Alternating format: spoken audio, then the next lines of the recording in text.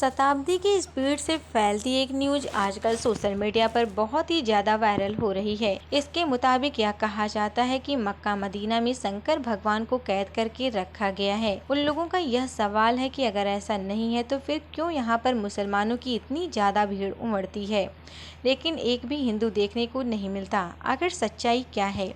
Mecca Medina की क्यों यहाँ किसी भी हिंदू को देखकर उसे बाहर से ही रवाना कर दिया जाता है। दोस्तों, आज हम आपको मक्का मदीना और शंकर भगवान के बीच के कनेक्शन के बारे में तो बताएंगे और यह भी बताएंगे कि क्या यह बात सच है या फिर उसके पीछे कोई और राज छिपा है। इसे जानने से पहले हमारे ब्लॉग को सब्सक्राइब करें। दोस्तों, आप काफी समय से इस न्यूज को सुनते आ रहे होंगे कि मुस्लिम जिस काबा को अपने सबसे पवित्र जगह मानते हैं उसके अंदर शिवलिंग मौजूद है, और जो मुस्लिम जिस जगह पर शैतान को पत्थर मारते हैं वह जगह कोई और नहीं बल्कि शिव जी हैं, जिसे सऊदी अरब के लोगों ने कैद करके रखा है। और उन्हें लगता है कि अगर कोई हिंदू वहां जाकर इन पर पानी डालेगा तो आज़ाद हो जाएंगे।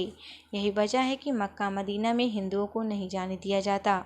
अब इस दावे में कितनी सच्चाई है हम आपको बताएंगे ही, पर उससे पहले आपका यह जानना जरूरी है कि आखिर मक्का मदीना मुसलमानों के लिए इतना ज़्यादा खास क्यों है। सऊदी अरब एक पूरा इस्लामिक देश है जहाँ पर इस्लाम धर्म को मान्यता नहीं दी जाती। यहाँ पर पेट्रोलियम बहुत ज़्यादा मात्रा में पाया जाता है, इसीलिए यह दुनिया भर के विकसित देशों में से एक है। सऊदी अरब की राजधानी रियाद है और यहाँ की करेंसी रियाल है, लेकिन यहाँ की राजधानी से भी ज़्यादा प्रसिद्ध यहाँ के दो शहर हैं, एक है मक्का, दूसरा मदीना। यह दोनों ही शहर केवल सऊदी अरब में रहने वाले मुसलमानों के लिए नहीं बल्कि पूरी दुनिया भर में रहने वाले मुसलमानों के लिए बहुत ज़्यादा अहम है। इसके सबसे बड़ी वजह यह है कि यहाँ पर हर साल लाखों की संख्या में मुसलमान आते हैं। यह मुसलमानों के लिए तीर्थ स्थल है। हिंदू में यह मान्यता है कि चार धाम की यात्रा कर ले तो इंसान के सारे पाप, सारे दुख दर्द मिट जाते हैं। ठीक उसी तरह इस्लाम धर्म में भी ऐसी मान्यता है कि मक्का मदीना जैसी जगहों पर जाने से, दर्शन करने से इंसान खुद के नेक बंधुओं में शामिल हो जाता है। इस जगह की महत्व कितनी है इसका अंदाजा इस बात से लगा सकते हैं कि मुस्लिम चाहे दुनिया के किसी भी कोने में नमाज क्यों न पढ़े, हमेशा काबा की ओर मुंह करके ही नमाज पढ़ते हैं। जैसा कि भारत में रहने वाले मुस्लिम पश्चिम की ओर मुंह करके नमाज पढ़ते हैं, क्योंकि हमारे देश में मक्का पश्चिम में स्थित है। दोस्तों, जब लोग हज की यात्रा करने के लिए जाते हैं तो वह काबा के चारों ओर चक्कर लगाते हैं। ऐसे तवाफ कहा जाता है और यह हज का सबसे खास हिस्सा होता है। साथ ही वह मदीना की जियारत करने जाते हैं। मदीना वह जगह है जहाँ पर पैगंबर मोहम्मद की कब्र बनी है। दोस्तों, मक्का मदीना के बारे में तो आप लोगों ने काफ़ी कुछ जान लिया है, लेकिन उन तस्वीरों का सच जानना भी आपके लिए बहुत ज़रूरी है जो आजकल सोशल मीडिया पर बहुत ज़्यादा वायरल हो रहा है। अगर आप सच्चे हिंदू हैं, वही बात मानते हैं कि शिव जी की तीसरी आंख जब खुलती है तो परलेह आ जाती है, तो भला आप इस बात पर किस तरह यकीन कर सकते हैं कि कोई शिव जी को कैद करके रखेगा। और वैसे भी अगर आप किसी और धर्म की भी क्यों ना हो, लेकिन एक ईश्वर के घर पर दूसरे ईश्वर को कैद करने वाली बात सरासर गलत है। ऊपर से कहा जाता है कि मक्का मदीना में साधारण मनुष्य में शिव जी को कैद किया गया है। मतलब वही बात हो गई, लोगों ने कह दिया कि वह जान को जमीन पर ले आएंगे और आपने मान लिया। हाँ, उसने कहा है तो वह जरूर ले आएगा। अरे कुछ अपना भी तो दिमाग लगाएं।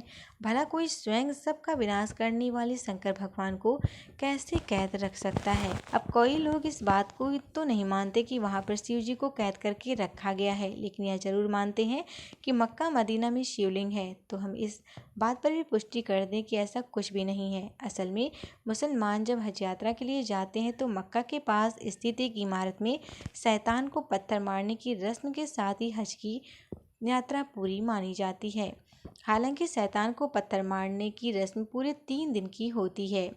हज की यात्रा पर आए लोग तीसरे दिन यहाँ मौजूद इन 3 बड़े कामों को शैतान समझकर ऊपर पत्थर मारते हैं और इस रस्म को करने के साथ ही हज यात्रा पूरी हो जाती है।